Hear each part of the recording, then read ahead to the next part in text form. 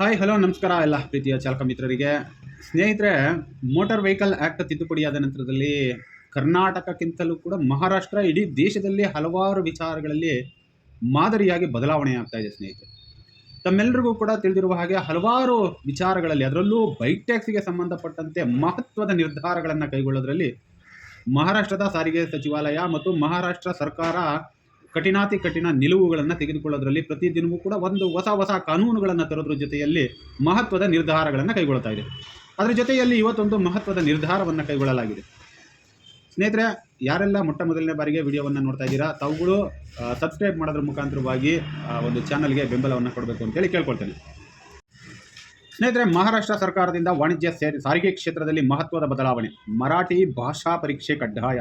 ನೋಡಿ, ಕರ್ನಾಟಕದಲ್ಲಿ ಕನ್ನಡಿಗರಿಗೆ ಅಂತಲೇ ಹಲವಾರು ನಿಯಮ ನಿಬಂಧನೆಗಳಿದ್ರೂ ಕೂಡ ಸಾರಿಗೆ ಇಲಾಖೆಯ ಅಧಿಕಾರಿಗಳು ಕೆಲವು ಭಾಗಗಳಲ್ಲಿ ಹೇಳಿಕೆಯನ್ನು ಕೊಡ್ತಾರೆ. DL ಅನ್ನು ಹೊಂದಿರತಕ್ಕಂತಹ ಭಾರತದ ಜಮ್ಮು ಕಾಶ್ಮೀರದಿಂದ ಕನ್ಯಾಕುಮಾರಿಯ ತನಕಲೂ ಎಲ್ಲರೂ ಕೂಡ ಬಂದು ಬೆಂಗಳೂರಿನಲ್ಲಿ ಕಾರ್ಯನಿರ್ವಹಿಸಬಹುದು ಅಂತಕ್ಕಂಥದ್ದನ್ನು ಒಂದು ಎನ್ಫೋರ್ಸ್ ಡಿಪಾರ್ಟ್ಮೆಂಟ್ಗೆ ಸಂಬಂಧಪಟ್ಟ ವ್ಯಕ್ತಿ ಹೇಳಿಕೆಯನ್ನು ಕೊಡ್ತಾರೆ. ಆದರೆ ಇಲ್ಲಿ ಮರಾಠಿ ಭಾಷಾ ಪರೀಕ್ಷೆ ಕಡ್ಡಾಯ. ಬೈಕ್ ಟ್ಯಾಕ್ಸಿಗೆ ಹೊಸ ನಿಯಮಗಳು. ಮಹಾರಾಷ್ಟ್ರ ಸರ್ಕಾರವು ಸಾರ್ವಜನಿಕ ಹಾಗೂ ಆ್ಯಪ್ ಆಧಾರಿತ ಸಾರಿಗೆ ಕ್ಷೇತ್ರದಲ್ಲಿ ವ್ಯಾಪಕ ಬದಲಾವಣೆಗಳನ್ನು ಘೋಷಿಸಿದೆ. ರಾಜ್ಯ ಸಾರಿಗೆ ಸಚಿವ ಪ್ರತಾಪ್ ಸರ್ನಾಯಿಕ್ ಅವರು ಈ ಹೊಸ ನಿಯಮಗಳನ್ನು ಪ್ರಕಟಿಸಿದ್ದು, ಸಾಂಪ್ರದಾಯಿಕ ಆಟೋ ಮತ್ತು ಟ್ಯಾಕ್ಸಿ ಚಾಲಕರಿಗೆ ಮರಾಠಿ ಭಾಷಾ ಪ್ರಾವೀಣ್ಯ ಪರೀಕ್ಷೆಯನ್ನು ಕಡ್ಡಾಯಗೊಳಿಸುವುದರ ಜೊತೆಗೆ ಬೈಕ್ ಟ್ಯಾಕ್ಸಿ ಸೇವೆಗಳಿಗೆ ಸಂಪೂರ್ಣ ಹೊಸ ನಿಯಂತ್ರಣ ವ್ಯವಸ್ಥೆಯನ್ನು ಜಾರಿಗೆ ತರಲಾಗಿದೆ. ಕೇವಲ ಇದು ಆಟೋ ಮತ್ತು ಟ್ಯಾಕ್ಸಿಗಳಿಗೆ ಮಾತ್ರ ಅಲ್ಲ, ಮುಂದೆ ಬರುವಂತಹ ಬೈಕ್ ಟ್ಯಾಕ್ಸಿ ಮಾಡ್ತೀವಿ ಅಂತ ಹೇಳಿ ಏನು EV ವಾಹನಗಳಿಗೆ ಸಂಬಂಧಪಟ್ಟ ಇಂದಿನ ವಿಡಿಯೋದಲ್ಲಿ ಹೇಳಿದ್ವಿ, ಆ ಎಲ್ಲ ನಿಯಮಗಳ ಜೊತೆಯಲ್ಲಿ ಬೈಕ್ ಟ್ಯಾಕ್ಸಿ ಮಾಡೋರ್ಗೂ ಕೂಡ ಭಾಷಾ ನಿಯಮ ಕಡ್ಡಾಯವಾಗಿ ಇರ್ತದೆ ಅಂತೇಳಿ ಹೇಳಿಕೆಯನ್ನು ಕೊಟ್ಟಿದ್ದಾರೆ. ಜೊತೆಗೆ ಮರಾಠಿ ಭಾಷಾ ಪ್ರಾವೀಣ್ಯ ಪರೀಕ್ಷೆ ಕಡ್ಡಾಯ. ಪ್ರಯಾಣಿಕರೊಂದಿಗೆ ಉತ್ತಮ ಸಂವಹನ ಮತ್ತು ಸೇವಾ ಗುಣಮಟ್ಟವನ್ನು ಖಚಿತಪಡಿಸುವ ಉದ್ದೇಶದಿಂದ ಸರ್ಕಾರ ಈ ಕ್ರಮವನ್ನು ಕೈಗೊಂಡಿದೆ. ಕೊನೆಯ ದಿನಾಂಕ: ಎಲ್ಲ ವಾಣಿಜ್ಯ ಚಾಲಕರು 2026 ಆಗಸ್ಟ್ 16ನೇ ತಾರೀಕಿನ ಒಳಗಡೆ ಕಾರ್ಯನಿರ್ವಹಣಾ ಮಟ್ಟದ ಮರಾಠಿ ಭಾಷಾ ಪರೀಕ್ಷೆಯಲ್ಲಿ ಉತ್ತೀರ್ಣರಾಗಿರಲೇಬೇಕು. ನೋಡಿ, 2026 ಆಗಸ್ಟ್ 16ನೇ ತಾರೀಕಿನ ಒಳಗಡೆ ಎಲ್ಲರೂ ಕೂಡ ಅವರು ಕೊಡುವಂತಹ ಪರೀಕ್ಷೆಯಲ್ಲಿ ಕಡ್ಡಾಯವಾಗಿ ಉತ್ತೀರ್ಣರಾಗಿರಲೇಬೇಕು. ಆಗಿದ್ದರೆ ಮಾತ್ರನೇ ಮುಂದಿನ ಒಂದು ಡ್ರೈವಿಂಗ್ ಲೈಸೆನ್ಸನ್ನು ರಿನ್ಯೂವಲ್ ಮಾಡ್ಕೊಳ್ಳೋದು ಮತ್ತು ಬೈಕ್ ಟ್ಯಾಕ್ಸಿಯವರು ಕರ್ತವ್ಯ ನಿರ್ವಹಿಸೋದಕ್ಕೆ ಅನುಮತಿಯನ್ನು ಕೊಡ್ತಾರೆ. ಜೊತೆಗೆ ಕಠಿಣ ಕ್ರಮವನ್ನು ಯಾವ್ಯಾವ ವಿಚಾರಕ್ಕೆ ತೆಗೆದುಕೊಳ್ತಾರೆ ಅಂತಂದರೆ, ಪರೀಕ್ಷೆಯಲ್ಲಿ ಅನುತ್ತೀರ್ಣರಾದರೆ ಅಂದರೆ ಫೇಲ್ ಆದವ್ರಿಗೆ ಚಾಲಕರ ಚಾಲನಾ ಪರವಾಗಿ ಕಮರ್ಷಿಯಲ್ ಲೈಸೆನ್ಸ್ ಮತ್ತು RTO ಬ್ಯಾಡ್ಜನ್ನು ತಕ್ಷಣವೇ ರದ್ದುಗೊಳಿಸಲಾಗುತ್ತದೆ.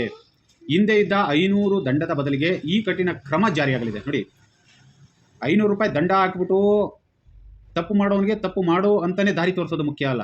DLA ಕ್ಯಾನ್ಸಲ್ ಆಗುವಂತಹ ಸಾಧ್ಯತೆಗಳು ಬಹುದೊಡ್ಡವಾಗಿ ಕಠಿಣ ಕ್ರಮವನ್ನು ಕೈಗೊಳ್ತಾ ಇರ್ತದೆ. ಭಾಷೆಯನ್ನು ಕಲಿಯಲೇಬೇಕಾದ ಅನಿವಾರ್ಯತೆಗೆ ಅಲ್ಲಿನ ಚಾಲಕರುಗಳು ಸಿಕ್ಕಾರೆ. ಅಂದರೆ ಮರಾಠ ಭಾಷೆಗೆ ಮಹಾರಾಷ್ಟ್ರದಲ್ಲಿ ಇರ್ತಕ್ಕಂಥವ್ರಿಗೆ ಏನು ತೊಂದರೆ ಆಗೋದಿಲ್ಲ. ಹೊರಗಡೆಯಿಂದ ಬಂದು ನಾವು ಮಹಾರಾಷ್ಟ್ರದಲ್ಲಿ ರಾಜರ ರೀತಿಯಲ್ಲಿ ಮೆರಿತೀವಿ ಅಂತಕ್ಕಂಥವ್ರಿಗೆ ಮಾತ್ರ ಇದು ನಿಯಮಗಳು ಭಾರಿ ಕಠಿಣವಾಗ್ತವೆ. ತರಬೇತಿ ಕಾರ್ಯಕ್ರಮ. ಮರಾಠಿ ತಿಳಿಯದ ಚಾಲಕರಿಗೆ ಭಾಷಾ ತರಬೇತಿ ನೀಡಲು ಸುಮಾರು 450 ಶಿಕ್ಷಕರನ್ನು ಸರ್ಕಾರ ನಿಯೋಜನೆ ಮಾಡಿದೆ.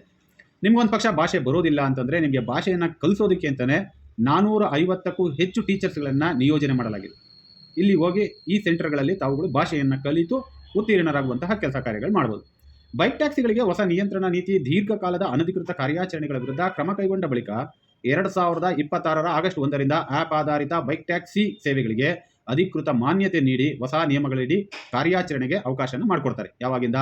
2026 ಆಗಸ್ಟ್ 1ನೇ ತಾರೀಕಿನಿಂದ ಅಧಿಕೃತವಾಗಿ ಸೇವೆಯನ್ನು ಕೊಡ್ತಾರೆ.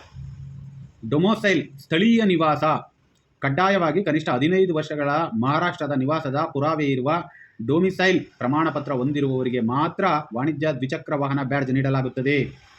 ಮಹಾರಾಷ್ಟ್ರದಲ್ಲಿ ಯಾರೆಲ್ಲ 15 ವರ್ಷದಿಂದ ವಾಸವಾಗಿದ್ದಾರೋ ಅಂಥವ್ರಿಗೆ ಮಾತ್ರವೇ ಬೈಕ್ ಟ್ಯಾಕ್ಸಿಯನ್ನು ಓಡಿಸೋದಕ್ಕೆ ಅನುಮತಿಯನ್ನು ಕೊಡ್ತಕ್ಕಂಥದ್ದು. ನೀವು ಎಲ್ಲೆಲ್ಲಿಂದಲೋ ಕರ್ಕೊಂಬಂದವ್ರಿಗೆಲ್ಲರಿಗೂ ಕೂಡ ಅನುಮತಿಯನ್ನು ಕೊಡ್ತಾರೆ ಅಂತ ಅಂದ್ಕೊಳಕ್ಕೆ ಹೋಗ್ಬಿಡಿ. ಎಲ್ಲಿಂದ ಬಂದವ್ರಿಗೂ ಕೂಡ ಈಗೇನು ನಾವು ಕೂಡ ವಿಡಿಯೋಗಳೆಲ್ಲ ಮಾಡಿ ಹಾಕ್ತಾ ಇರ್ತೀವಿ. ಬಾಂಗ್ಲಾದಿಂದ ಬಂದವರೇ, ವೆಸ್ಟ್ ಬೆಂಗಾಲಿಂದ ಬಂದವರೇ, ಗುಜರಾತು, ಅಸ್ಸಾಮು ಎಲ್ಲ ಭಾಗದಿಂದಲೂ ಕೂಡ ಬೆಂಗಳೂರಲ್ಲಿ ಬಂದು ರಾಜಾರೋಷವಾಗಿ ಗಾಡಿಗಳನ್ನ ಓಡಿಸ್ತಾ ಇದ್ದಾರೆ ಅಂದರೂ ಕೂಡ ಇಲ್ಲಿನ ಸಾರಿಗೆ ಇಲಾಖೆಯ ಅಧಿಕಾರಿಗಳು ಕೈಗೆ ಬಳೆ ತೊಟ್ಕೊಂಡು ಕೂತಿದ್ದಾರಲ್ಲ, ಆ ರೀತಿಯಾದ ನಿಯಮಗಳನ್ನು ಮಹಾರಾಷ್ಟ್ರ ಸರ್ಕಾರ ತರ್ತಾ ಇಲ್ಲ. ಭಾರಿ ಕಠಿಣವಾದ ನಿಯಮಗಳನ್ನ ತಗೊಂಡು ಬರ್ತಾ ಇದೆ ಮಹಾರಾಷ್ಟ್ರ ಸರ್ಕಾರ. ಲ್ಯಾಂಗ್ವೇಜ್ ಕಂಡೀಷನ್, ಭಾಷೆಗೂ ಕೂಡ ಒಂದು ಕಂಡೀಷನನ್ನು ಹಾಕಿದ್ದಾರೆ.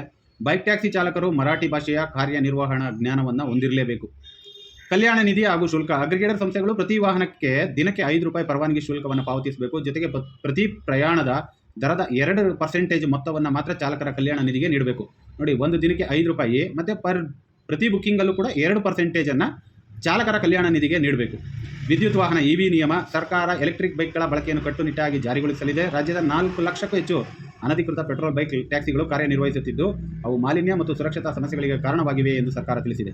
ಸರ್ಕಾರದ ಉದ್ದೇಶ ಈ ಹೊಸ ನಿಯಮಗಳ ಮುಖ್ಯ ಉದ್ದೇಶಗಳು ಪ್ರಯಾಣಿಕರ ಸುರಕ್ಷತೆಯನ್ನು ಹೆಚ್ಚಿಸುವುದು, ಅನಧಿಕೃತ ಹಾಗೂ ಹೊರರಾಜ್ಯದ ವಾಣಿಜ್ಯ ಚಾಲಕರನ್ನು ನಿಯಂತ್ರಿಸುವುದು. ಅನಧಿಕೃತವಾಗಿ ಹೊರರಾಜ್ಯದಿಂದ ಬಂದಂತಹ ವಾಣಿಜ್ಯ ಚಾಲಕರುಗಳನ್ನು ಏನು DL ಇಟ್ಕೊಂಡು ಬಂದ ತಕ್ಷಣವೇ ನಾನು ಎಲ್ಲಿ ಬೇಕಾದರೂ ಡ್ಯೂಟಿ ಮಾಡ್ಬೋದು ಅಂತಕ್ಕಂತಹ ಏನು ಅವ್ರು ಹೊರಗಡೆಯಿಂದ ಬರ್ತಾರೆ ಅವರನ್ನು ನಿಯಂತ್ರಣ ಮಾಡೋದು. ಸರ್ಕಾರದ ಆದಾಯವನ್ನು ಹೆಚ್ಚಿಸುವುದು, ಮುಖ್ಯವಾಗಿ ಸರ್ಕಾರಕ್ಕೆ ಆದಾಯ ನಾವು ಕಟ್ಟುವಂತಹ ತೆರಿಗೆಯಲ್ಲೇ ಸರ್ಕಾರಗಳು ನಡೀತಕ್ಕಂಥದ್ದು. ಸರ್ಕಾರ ಆಡಳಿತದಲ್ಲಿ ಇದೆ ಅಂದ ತಕ್ಷಣ ನೋಟ್ ಏನು ಪ್ರಿಂಟ್ ಹಾಕೋದಿಲ್ವಲ್ಲ, ನಾವು ಕಟ್ಟುವಂತಹ ತೆರಿಗೆಯನ್ನು ಹೆಚ್ಚಿಸ್ಕೋಬೇಕು. ಅದು ಯಾವ ರೀತಿಯಾಗಿ ಹೆಚ್ಚಿಸ್ಕೋಬೇಕು ಅನ್ನೋದಕ್ಕೆ ಮಹಾರಾಷ್ಟ್ರ ಸರ್ಕಾರ ಒಂದು ಮಾದರಿಯಾಗಿ ಹೆಜ್ಜೆಯನ್ನು ಇಟ್ಟಿದೆ. ಉದ್ಯೋಗಾವಕಾಶಗಳಿಗೆ ಆದ್ಯತೆ ನೀಡುವುದು. ಇನ್ನಷ್ಟು ಮಾಹಿತಿ ಬೇಕಿದ್ದರೆ ಬೈಕ್ ಟ್ಯಾಕ್ಸಿಗಳ ಸುರಕ್ಷತಾ ನಿಯಮಗಳು, ಹೆಲ್ಮೆಟ್, ವೇಗ ಮಿತಿ, ಬೈಕ್ ಟ್ಯಾಕ್ಸಿಗೆ ಸಂಬಂಧಪಟ್ಟಂತೆ ರೂಲ್ಸ್ ಆ್ಯಂಡ್ ರೆಗ್ಯುಲೇಷನ್ಸ್ಗಳು ಬೇಕಂದರೆ ಭಾಷಾ ನಿಯಮದ ವಿರುದ್ಧದ ಕಾನೂನು ಸವಾಲುಗಳು ಅಥವಾ ಓಲಾ, ಊಬರ್, ರ್ಯಾಪಿಡೋ ಮುಂತಾದ ಅಗ್ರಿಗೇಟರ್ ಸಂಸ್ಥೆಗಳ ನೋಂದಣಿ ಪ್ರಕ್ರಿಯೆಯ ವಿವರಗಳನ್ನು ತಿಳಿಸಬಹುದು. ಇವ್ರು ಏನು ಇದುವರೆಗೂ ಆಟ ಆಡ್ತಾ ಇದ್ರಲ್ಲ, ಇವರೆಲ್ಲರಿಗೂ ಕೂಡ ಮಹಾರಾಷ್ಟ್ರ ಸರ್ಕಾರ ಮೂಗುದಾರ ಹಾಕಿದೆ. ಅದೇ ರೀತಿ ಬೆಂಗಳೂರಿನಲ್ಲೂ ಕೂಡ ಮೂಗುದಾರ ಹಾಕಲಿ ಅಂತೇಳಿ ನಾನು ಈ ಮೂಲಕ ಎಲ್ಲರಲ್ಲೂ ಕೂಡ ಕೇಳ್ಕೊಳ್ತೇನೆ. ಧನ್ಯವಾದಗಳು.